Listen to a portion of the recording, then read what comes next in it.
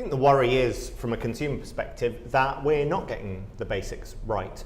We hear from consumers a lot about their frustrations with things that are critical to having a good digital economy in the UK: mobile service and broadband service. And we've seen over the last 5 to 10 years people's expectations around the kind of service they get from their telecoms providers going up sky high. I mean, people see it now as an essential utility, very similar to energy and gas and water, and yet the customer service that they receive, the frustration that they have with the speed and connection both of their mobile and broadband is very high as well, and people, increasingly are up in arms about it.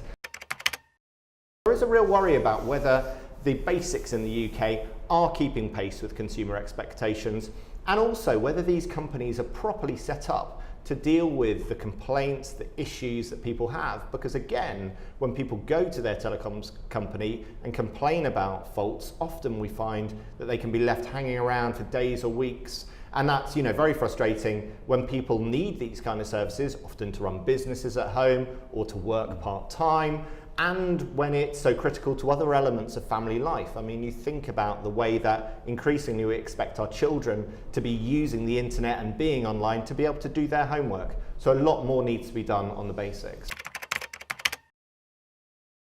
We hear that frustration from people both in terms of being at home and being on the go. I mean, I commute every day through Clapham Junction, one of the UK's busiest stations, and yet frequently when I'm there I have pretty much zero mobile phone signal, and that's a station where you'd expect it to be brilliantly served, given the number of people going through there doing important jobs, important roles. So I think there is an awful lot of frustration about that. Again, from a consumer perspective, we hear it about motorways, we hear it about trains. Train companies frequently now offering us Wi-Fi services, and yet no one can use the Wi-Fi. So again, I think this is a sign of the basics not really being done as effectively as they should be in the UK, and not keeping up to speed with the expectations that we all have.